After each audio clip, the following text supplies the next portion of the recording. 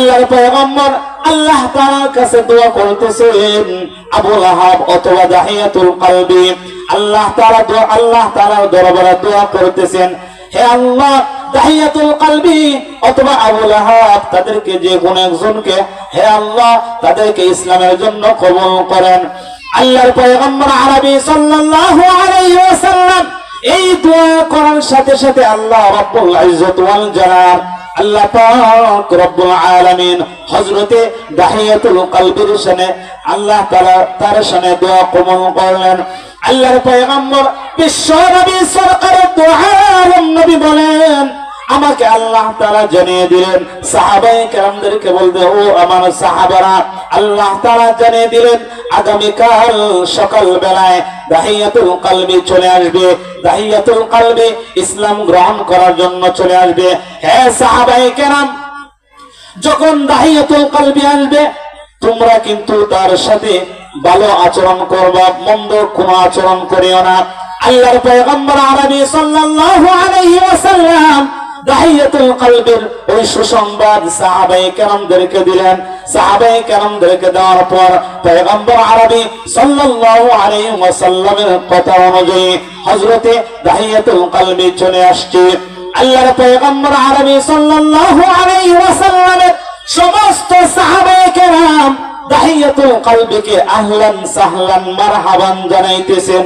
হযরতে দাহিয়াতুল কলবি চলে আসছে। চলে আসার পর আল্লাহর পয়গম্বর বিশ্ব নবী সরকার দোয়া নবী বলেন, আল্লাহর পয়গম্বর দাহিয়াতুল কলবির শানে কেমন আচরণ করলেন জানেননি?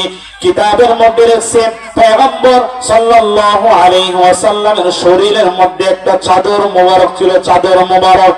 আল্লাহর নবী সাল্লাল্লাহু আলাইহি ওয়াসাল্লাম যখন এই দাহিয়াতুল কলবি পয়গম্বরের কাছে চলে আসলো, চলে আসার সাথে সাথে আল্লাহর নবীর শরীরের মধ্যে যে চাদর মোবারক ছিল ওই চাদর মোবারক মাটির মধ্যে বিছায়া দিলেন। বিছায়া দিয়ে বলতেছে, হে দাহিয়াতুল কলবি তুমি এখানে বসো। আল্লাহর পয়গম্বর ওই সাহাবী হযরতে দাহিয়াতুল কলবি পয়গম্বরের এই আচরণ দেখে, আখলাক দেখে অবাক হয়ে গিয়েছে। হযরতে দাহিয়াতুল কলবি বলতেছে, অবাক হয়ে গেছে হযরতে দাহিয়াতুল কলবি ওই চাদর মোবারক হাতের মধ্যে নিয়ে চুমা খাইতেছে, চুম্বন করতেছে। আল্লাহর পয়গম্বর আরবি সাল্লাল্লাহু আলাইহি ওয়াসাল্লামের এমন আচরণে হযরতে দাহিয়াতুল কলবি অবাক হয়ে গিয়েছে। ইয়া রাসূলুল্লাহ, ইয়া হাবিবাল্লাহ, আমি গুনাহগার, আমি পাপিষ্ঠ বান্দা। ইয়া রাসূলুল্লাহ, ইয়া হাবিবাল্লাহ, জীবনে কত অন্যায় করেছি, অপরাধ করেছি, জানি না আল্লাহ তাআলা আমাকে maaf করবেন কিনা। ইয়া রাসূলুল্লাহ, ইয়া হাবিবাল্লাহ, আল্লাহর নবী গো, আমি এমন পাপিষ্ঠ বান্দা, আমি এমন পাপিষ্ঠ বান্দা, এমন গুনাহগার বান্দা, আপনার দরবারে কালেমা গ্রহণ করার জন্য আসছি, আপনার দরবারে মুসলমান হওয়ার জন্য আসছি। আল্লাহর পয়গম্বর আরবি সাল্লাল্লাহু আলাইহি ওয়াসাল্লামের দরবারে এসে মুসলমান হয়ে গেল। হযরতে দাহিয়াতুল কলবি কালেমা গ্রহণ করার পর, মুসলমান হওয়ার পরেই হযরতে দাহিয়াতুল কলবি কান্না করতেছে, বুক ফেটে কান্না চলে আসছে। এত কান্না, হযরতে দাহিয়াতুল কলবি কান্না করতেছে।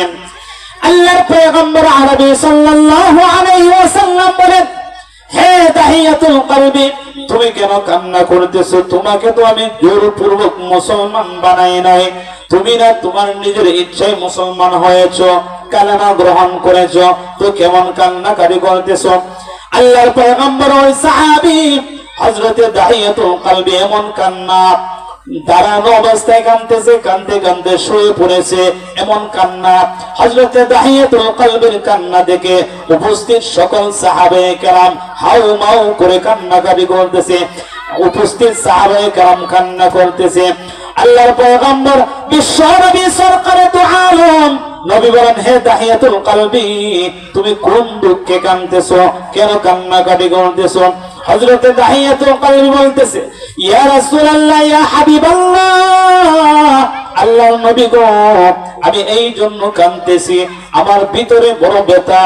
ইয়া রাসূলুল্লাহ, ইয়া হাবিবাল্লাহ, আমি এমন গুনাহ করেছি, এমন গুনাহ করেছি, এমন অন্যায় করেছি, অপরাধ করেছি, জানি না আল্লাহ তাআলা আমাকে মাফ করবেন কিনা, জানি না আল্লাহ তাআলা আমাকে মাফ করবেন কিনা। আল্লাহর পয়গম্বর আরবি সাল্লাল্লাহু আলাইহি ওয়াসাল্লাম বলেন, হে তাহিয়াতুল কলবি, কি এমন গুনাহ করেছো যে গুনার কারণে এত অনুতপ্ত হয়েছো, এত ভয় চলে আসছে, এত কান্নাকাটি করতেছো? হযরতে তাহিয়াতুল কলবি বলেন, ইয়া রাসূলুল্লাহ, ইয়া হাবিবাল্লাহ, তাহলে শুনেন আমি কেমন অপরাধী। ইয়া রাসূলুল্লাহ, ইয়া হাবিবাল্লাহ, আমি ব্যবসার কাজের জন্য বাহিরে যাব, সফরে যাব ব্যবসার জন্য। ইয়া রাসূলুল্লাহ, ইয়া হাবিবাল্লাহ, আমি এমন নাফরমান বান্দা, মানুষ আমাকে কিছু টাকা দিত, কিছু টাকার বিনিময়ে, অর্থের বিনিময়ে, সম্পদের বিনিময়ে আমি জীবিত সন্তান হত্যা করে ফেলতাম, কবর দিয়ে ফেলতাম।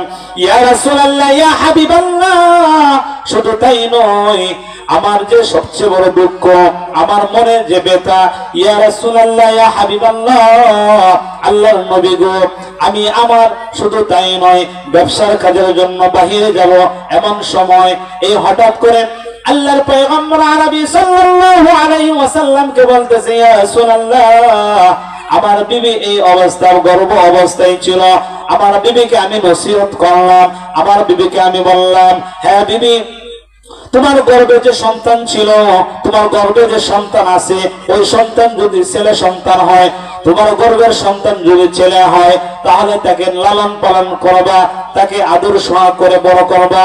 হে আমার বিবি, আর যদি মেয়ে সন্তান হয়, তাহলে ওই মেয়ে সন্তান হওয়ার পর তুমি সন্তানকে এক হয় গলা টিপে মেরে ফেলবা, না হয় মাটি চাপা দিয়ে মেরে ফেলবা।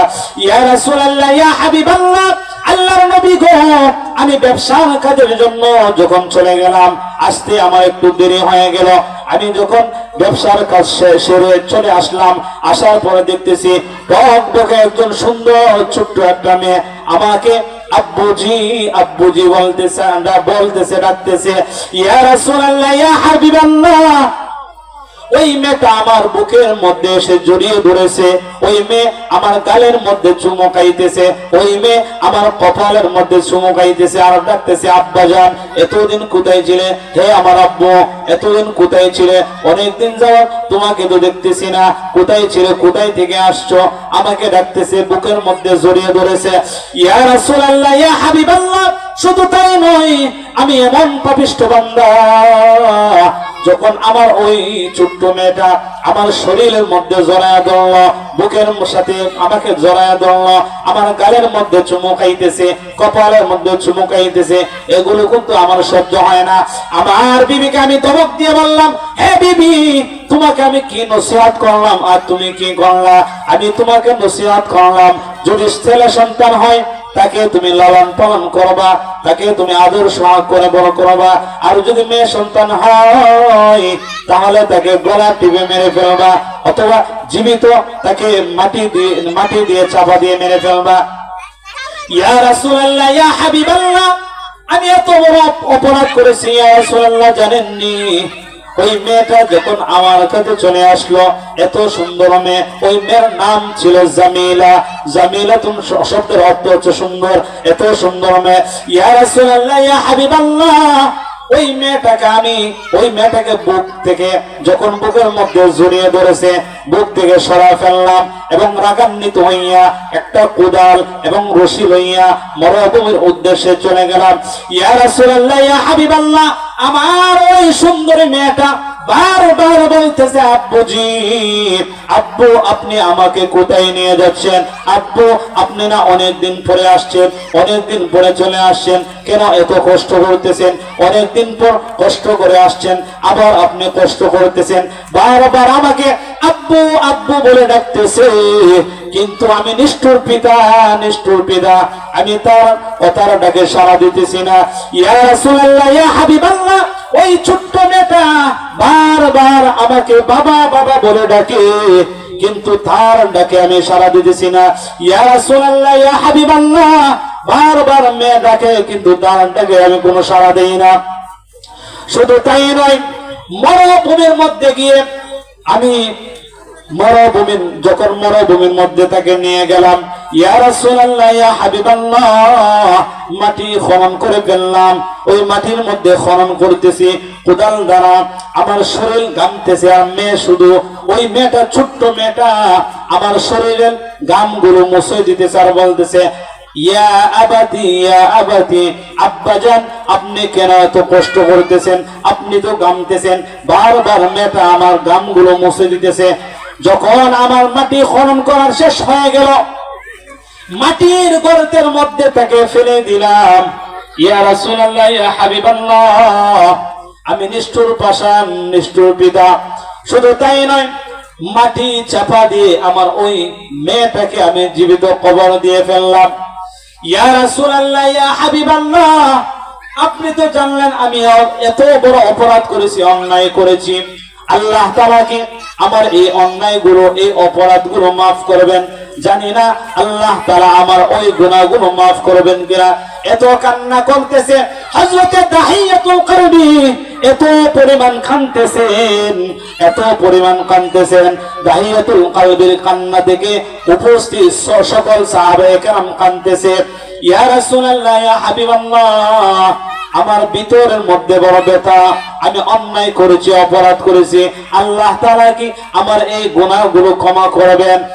মুহূর্তের ভিতরে আল্লাহর পয়গম্বর আরবি সাল্লাল্লাহু আলাইহি ওয়াসাল্লামের দরবারে হযরত জিবরাইল আলাইহিস সালাতু ওয়াস সালাম উপস্থিত হয়ে বলতেছে, ইয়া রাসূলুল্লাহ ইয়া হাবিবাল্লাহ, আল্লাহর নবী গো, আপনার ওই সাহাবী গুনার প্রতি শর্মিন্দা হইয়া, ওই বান্দা, আপনার ওই সাহাবী ইসলাম গ্রহণ করার কারণে গুনার থেকে শর্মিন্দা হইয়া খালিস নিয়তে অনুতপ্ত হয়ে বান্দা ইসলাম গ্রহণ করার কারণে তার পূর্বে যা ছিল, তার পূর্বে যতগুলো গুনাহ ছিল, ইল্লা মান তাবা ওয়া আমানা ওয়া আমিলা আমালান সালিহা। ইয়া রাসূলুল্লাহ ইয়া হাবিবাল্লাহ, তওবা করার কারণে আল্লাহ রাব্বুল আলামিন জানিয়ে দিলেন, বান্দা ইসলাম গ্রহণ করার কারণে আর তওবা করার কারণে, মুসলমান ঈমান আনার কারণে আল্লাহ তাআলা তার পূর্বের যাবতীয় গুনাহগুলো আল্লাহ তাআলা মাফ করে দিলেন। সুবহানাল্লাহ।